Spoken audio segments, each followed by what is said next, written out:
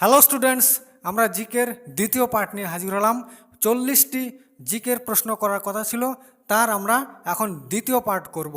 ঠিক আছে, তাহলে প্রথম পার্টে আমরা 20টি প্রশ্ন করিয়েছি, দ্বিতীয় পার্টে বাকি 20টি প্রশ্ন আমরা করাবো। ঠিক আছে, তাহলে তোমরা জিকের প্রশ্নগুলির ওপর নজর রাখবে, খাতা পেন নিয়ে সকলে সেগুলি লিখে নেবে খাতার মধ্যে। তাহলে যে প্রশ্নটি আমরা দেখতে পাচ্ছি, গঙ্গাসাগর মেলা কখন অনুষ্ঠিত হয়? গঙ্গাসাগর মেলা কখন অনুষ্ঠিত হয়? Option B, Makar Sankranti. মকর সংক্রান্তিতে গঙ্গাসাগর মেলা অনুষ্ঠিত হয়। এর মধ্যে কোন উৎসবটি কালচারাল হেরিটেজ সম্মান পেয়েছে? এর মধ্যে কোন উৎসবটি কালচারাল হেরিটেজ সম্মান পেয়েছে? আমরা জানি যে গত বছরই এখানে দুর্গাপূজা আমাদের কালচারাল হেরিটেজ সম্মান পেয়েছে। কালচারাল হেরিটেজ সম্মান কোথা থেকে দেওয়া হয়? ইউনেস্কো। ইউনেস্কো থেকে কালচারাল হেরিটেজ সম্মান দেওয়া হয়। দুর্গাপুজো এখানে হয়ে যাচ্ছে উত্তর। ইউনেস্কোর সদর দপ্তর কোথায়? প্যারিসে। ফ্রান্সের রাজধানী প্যারিসে ইউনেস্কোর সদর দপ্তর। ইউনেস্কো কবে প্রতিষ্ঠিত হয়? 1948 সালে। 1948 সালে ইউনেস্কো প্রতিষ্ঠাতা হয়। ঠিক আছে, তাহলে আমরা দেখে নিলাম ভ্লাদিমির পুতিন কোন দেশের রাষ্ট্রপতি? ভ্লাদিমির পুতিন কোন দেশের প্রেসিডেন্ট? আমরা সবাই জানি, এটি উত্তর হয়ে যাবে option B, Russia. Vladimir Putin রাশিয়ার প্রেসিডেন্ট। রাশিয়ার সঙ্গে তার প্রতিবেশী একটি দেশের লড়াই চলছে বেশ কিছুদিন ধরে। তাহলে একটি প্রতিবেশী দেশ যেটি উল্লেখযোগ্য আমাদের বলতে হবে ইউক্রেন। ইউক্রেন তার প্রতিবেশী দেশ। ইউক্রেনের প্রেসিডেন্টের নাম কি হবে? ইউক্রেনের প্রেসিডেন্টের নাম হয়েছে ভ্লাদিমির জেলেনস্কি। Vladimir Zelensky. ঠিক আছে, তাহলে রাশিয়ার প্রেসিডেন্ট হয়ে গেল ভ্লাদিমির পুতিন, ইউক্রেনের প্রেসিডেন্ট হয়ে গেল ভ্লাদিমির জেলেনস্কি। খুবই গুরুত্বপূর্ণ, মনে রাখবে। আরেকটি গুরুত্বপূর্ণ প্রশ্ন, মহাবলী গঙ্গা কোন দেশের প্রধান নদী? মহাবলী গঙ্গা শ্রীলঙ্কার প্রধান নদী মহাবলী গঙ্গা। তাহলে আমরা এবার পার্শ্ববর্তী যে আমাদের প্রতিবেশী দেশগুলি আছে সেগুলিও কিন্তু আমাদের জানতে হবে। ঠিক আছে, ভারতের প্রধান নদী যেমন গঙ্গা, মহাবলী গঙ্গা হয়ে যাবে শ্রীলঙ্কার প্রধান নদী। ঠিক আছে, ভারতের গঙ্গা, শ্রীলঙ্কার মহাবলী গঙ্গা, মনে রাখবে। পাকিস্তানের কি হয়ে যাবে? পাকিস্তানের প্রধান নদী হয়ে যাবে সিন্ধু। সিন্ধু পাকিস্তানের প্রধান নদী। পশ্চিমবঙ্গের জেলা কয়টি? পশ্চিমবঙ্গের জেলা কয়টি আমরা সবাই জানি, 23টি। পশ্চিমবঙ্গের জেলা 23টি। ঠিক আছে, যেমন দার্জিলিং জেলাকে ভেঙে কালিম্পং করা হয়েছে, জলপাইগুড়ি জেলাকে ভেঙে আলিপুরদুয়ার করা হয়েছে, মনে রাখবে সবাই। ঠিক আছে, 23টি পশ্চিমবঙ্গের জেলা। পরের প্রশ্নটি জনসংখ্যা থেকে এসছে। এখানে বলা হয়েছে সর্বাধিক জনঘনত্ব বিশিষ্ট পশ্চিমবঙ্গের জেলা কোনটি? সর্বাধিক জনঘনত্ব বিশিষ্ট জেলা হয়ে যাবে অপশন বি, কলকাতা। কলকাতা হয়ে যাবে সর্বাধিক জনঘনত্ব বিশিষ্ট জেলা। এটি 2011 সালের জনগণনা থেকে নেওয়া হয়েছে। সর্বাধিক হয়ে যাচ্ছে কলকাতা, সর্বনিম্ন হয়ে যাবে দার্জিলিং। সর্বনিম্ন হয়ে যাবে দার্জিলিং। সর্বনিম্ন জনঘনত্ব দার্জিলিং, সর্বোচ্চ জনঘনত্ব কলকাতা, মনে রাখবে সবাই। খেলার থেকে একটি প্রশ্ন আছে, অ্যাথলেটিকো ডি কলকাতা যেটি ISL, Indian super league Atletico D Kolkata, সেটি ফুটবল টিম কলকাতার, এটি মার্জ হয়ে গিয়েছে একটি ক্লাবের সঙ্গে।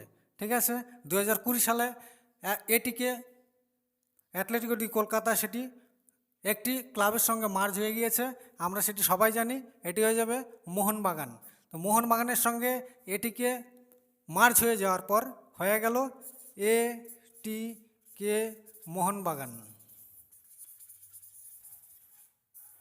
এটিকে মোহনবাগান হয়ে গেল। ঠিক আছে, জাতীয় পর্যটন দিবস কবে? জাতীয় পর্যটন দিবস 25শে জানুয়ারি। 25শে জানুয়ারি আরেকটি গুরুত্বপূর্ণ দিবস, জাতীয় ভোটার দিবস। জাতীয় ভোটার দিবস।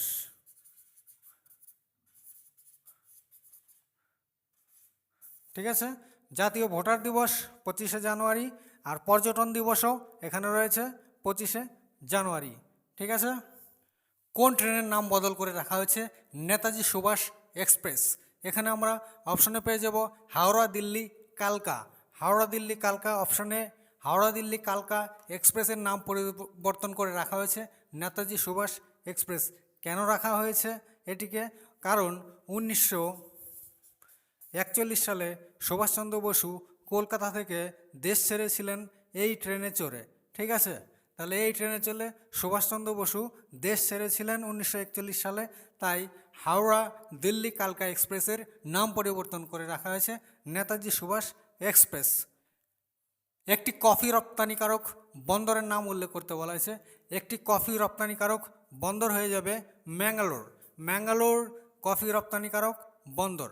কফি উৎপাদনে ভারতে সর্বোচ্চ কোন রাজ্য হয়ে থাকবে? কর্ণাটকা। কর্ণাটকা হয়ে যাবে কফি উৎপাদনে সর্বোচ্চ। ঠিক আছে। ম্যাঙ্গালোর বন্দরটিও কর্ণাটক রাজ্যে। মনে রাখবে, দু ধরনের প্রজাতির কফি সবথেকে বেশি চাষ হয়। কি? Coffea arabica, Coffea arabica. আরেকটি প্রজাতি কফিয়া ক্যানেফোরা। এই দুই প্রজাতির কফি সবথেকে বেশি পৃথিবীতে চাষ করা হয়। তার মধ্যে 80% কফি চাষ করা হয় কফিয়া অ্যারাবিকা। ভারতবর্ষ কর্ণাটক রাজ্যে কফিয়া অ্যারাবিকা প্রজাতির কফি চাষ করা হয়। ঠিক আছে, এটিকে মনে রাখবে। তাহলে ম্যাঙ্গালোর বন্দরটি কর্ণাটক রাজ্যে, সর্বোচ্চ কফি উৎপাদনের রাজ্য ভারতে কর্ণাটক। মনে রাখবে। ঠিক আছে। টোর ব্রাউজার কোন ক্ষেত্রে ব্যবহার করা হয়? টোর ব্রাউজার এখানে ব্যবহার করা হয় ডার্ক ওয়েবের ক্ষেত্রে। মনে রাখবে, ডার্ক ওয়েব, ডার্ক ওয়েবের ক্ষেত্রে টোর ব্রাউজারের ব্যবহার হয়। ঠিক আছে। জিওগ্রাফি থেকে আরেকটি প্রশ্ন এখানে, তেহরি বাঁধ। তেহরি বাঁধ প্রকল্প কোন নদীর উপরে? তেহরি বাঁধ প্রকল্প এখানে হয়ে যাবে ভাগীরথী নদীর উপরে। ভাগীরথী নদীর উপরে তেহরি বাঁধ। এটি কোথায়? এটি উত্তরাখণ্ডে। উত্তরাখণ্ডে তেহরি বাঁধ প্রকল্প রয়েছে। তেহরি বাঁধ প্রকল্পটি 2005 সালে সেটির সূচনা হয়। সুন্দরলাল বহুগুণা, সুন্দরলাল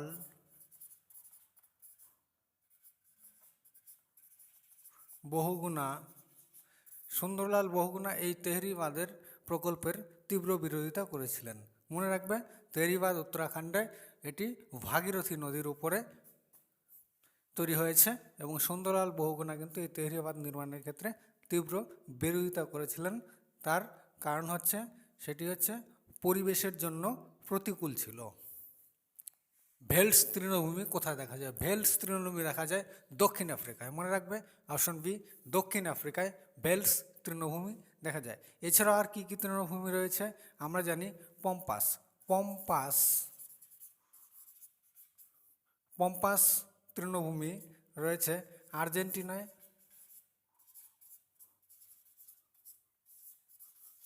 আর্জেন্টিনাতে পম্পাস তৃণভূমি।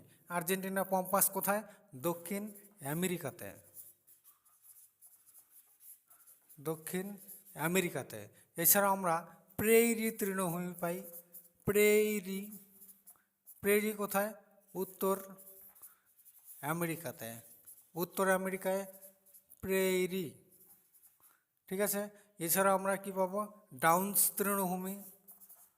ডাউন্স তৃণভূমি কোথায় পাবো? অস্ট্রেলিয়ায়। অস্ট্রেলিয়ায় পাবো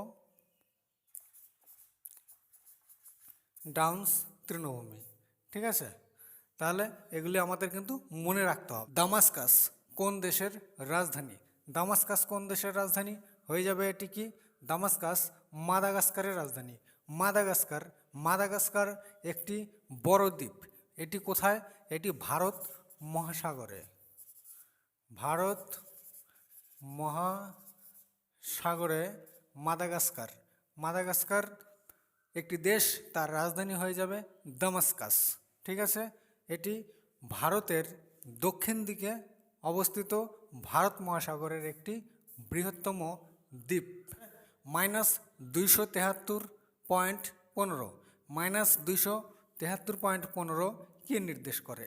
-273.15 এখানে নির্দেশ করবে গ্যাসীয় অণুগুলির স্থিতিশীলতা।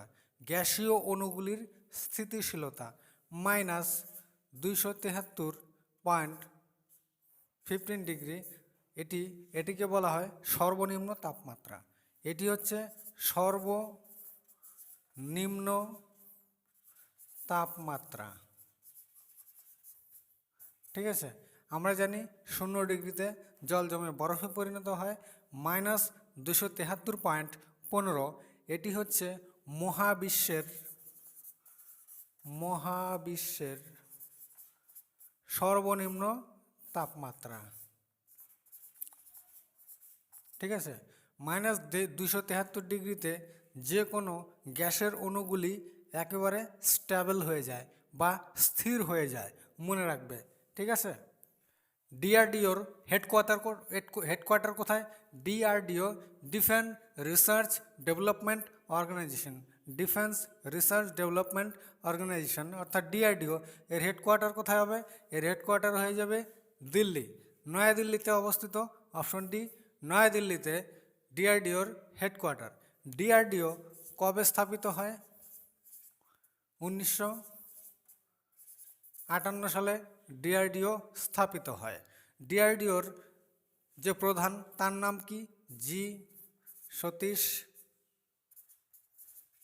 রেড্ডি। জি সতীশ রেড্ডি ডিআরডিওর প্রধান, মনে রাখবে সবাই। কোন গভর্নরের সময় সতীদাহ প্রথা আইন অনুযায়ী নিষিদ্ধ করা হয়?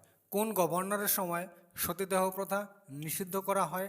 এখানে হয়ে যাবে option B, William Bentinck. William Bentinck কত সালে নিষিদ্ধ হয়? 1829 সালে। 1829 সালে উইলিয়াম বেন্টিংয়ের সময় সতীদাহ প্রথা নিষিদ্ধ হয়। এই সতীদাহ প্রথা নিষিদ্ধের পেছনে সবথেকে গুরুত্বপূর্ণ ভূমিকা পালন করেছিলেন রাজা রামমোহন রায়।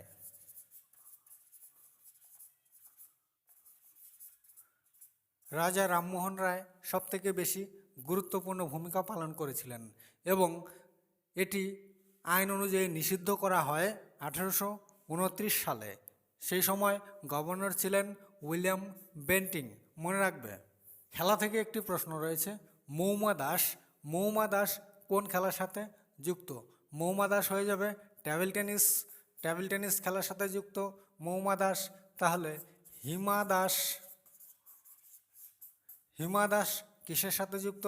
হিমা দাস একজন অ্যাথলিট, দৌড়বাজ।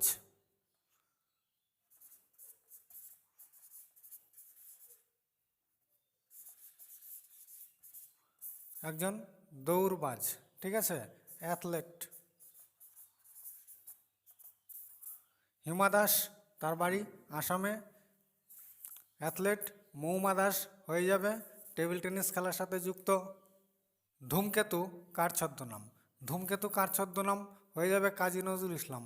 কাজী নজরুল ইসলাম ধূমকেতু ছদ্মনামে পরিচিত, আমরা সবাই জানি। খুবই সহজ প্রশ্ন এটি। কোন দিনটিকে দেশনায়ক দিবস হিসাবে পালন করা হয়? কোন দিনটিকে দেশনায়ক দিবস হিসেবে পালন করা হয়? যে 23শে জানুয়ারি। 23শে জানুয়ারি সুভাষচন্দ্র বসুর জন্মদিন, মনে রাখবে। সুভাষচন্দ্র বসুর জন্মদিন। এই দিনটিকে দেশনায়ক দিবস হিসেবে পালন করা হয়। ঠিক আছে, যারা পরীক্ষার প্রস্তুতি নিচ্ছ তাদের জন্য একটি অনুরোধ যে এই ভিডিওগুলি তোমরা ফেসবুকে অবশ্যই শেয়ার করবে। তোমরা যত শেয়ার করবে আমি তত ভিডিও বানিয়ে আরও আপলোড দেব। তোমরা শেয়ার করলে তবেই আমি উৎসাহ পাবো এবং আরও ভিডিও বানাবো, আরও আপলোড দিব এবং তোমরা পরীক্ষা রিলেটেড যে প্রশ্নগুলি সেগুলি কিন্তু প্রতিদিনই তোমরা পেয়ে যাবে। তো বলা হচ্ছে তোমরা অবশ্যই এগুলি ফেসবুকে শেয়ার করে দিবে।